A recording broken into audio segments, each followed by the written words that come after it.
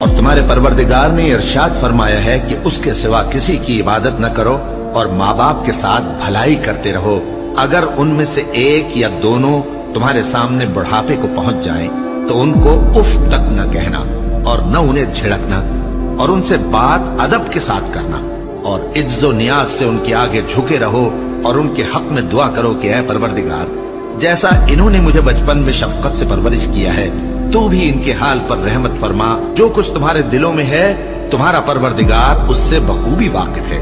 اگر تم نیک ہوگے تو وہ رجوع لانے والوں کو بخش دینے والا ہے، اور رشتہ داروں اور محتاجوں اور مسافروں کو ان کا حق ادا کرو، اور فضول خرچی سے مال نہ اڑاؤ کہ فضول خرچی کرنے والے تو شیطان کے بھائی ہیں، اور شیطان اپنے پروردگار کی نعمتوں کا کفران کرنے والا یعنی ناشکرا ہے۔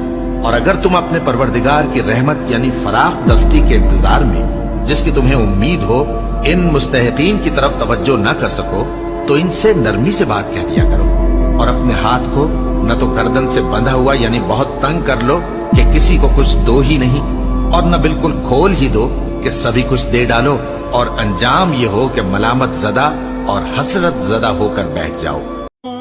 قرآن مجید میں 5 جگہ اللہ کے حق کے بعد فوراً والدین کا حق ہے۔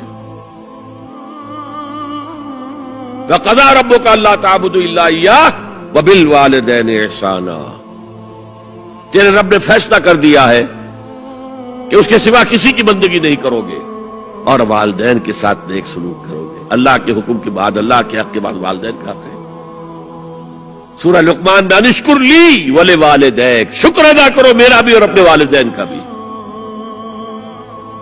اور سورہ بنی اسرائیل میں تو کیا تفصیل آئی ہے، اما یبلغن عندک الکبر احدہما او کلاہما فلا تقل لہما اف ولا تنہرہما وقل لہما قولا کریما واخفض لہما جناح الذل من الرحمۃ وقل رب ارحمہما کما ربیانی صغیرا۔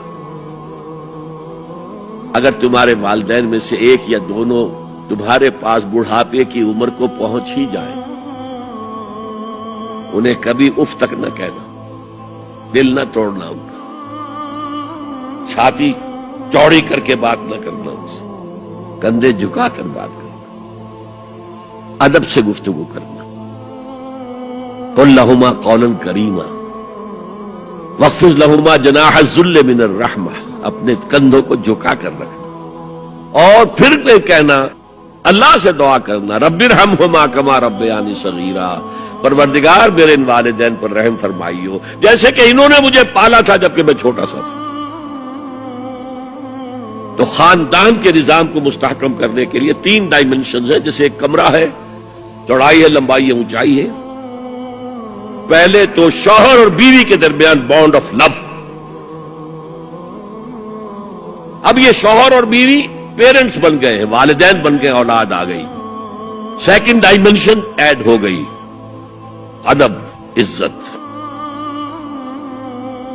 اور بہن بھائی ہے اخوت، جس کو کہ وہ کہہ رہا ہے جی ویلز بھی فریٹرنٹی،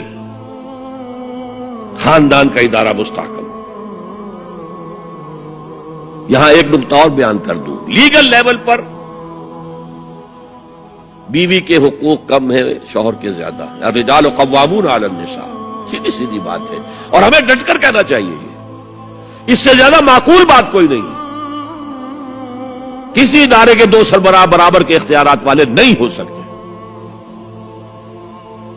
لیکن اخلاقی طور پر جو ماں کا حصہ ہے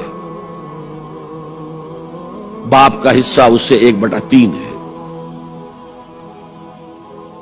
قرآن مجید میں آیا ہے نا، حملتہ امہ وہنا علی وہن وفصالہ فی عامین ان اشکر لی ولوالدیک، اسے اٹھائے رکھا اس کی ماں نے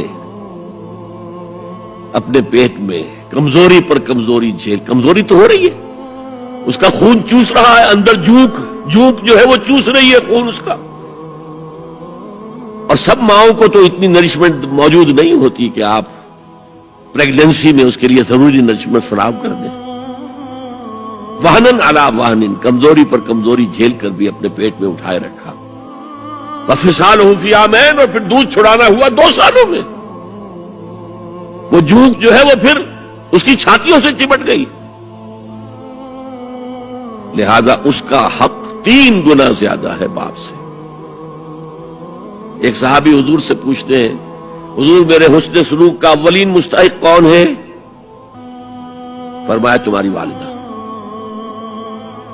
پھر پوچھا ان کے بعد کون؟ پھر کہا تمہاری والدہ۔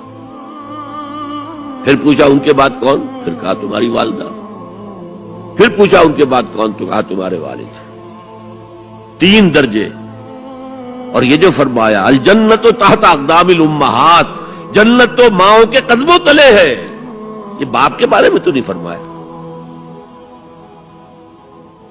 یہ ہے ایکویشن، بیلنس۔ اسلام قسط کی بات کرتا ہے، انصاف کی بات نہیں کرتا۔ انصاف تو یہ کہ آدھی روٹی ادھر دے دو آدھی ادھر دے دو، انصاف ہے، یہ اچھی چیز ہے۔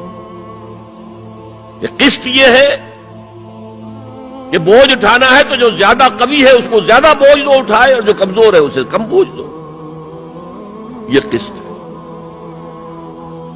تو اسلام نے عورتوں پر ذمہ داریاں کم رکھی، ان کے اختیارات کم رکھے، لیکن اولاد پر حق ماں کا 3 درجے فائدہ۔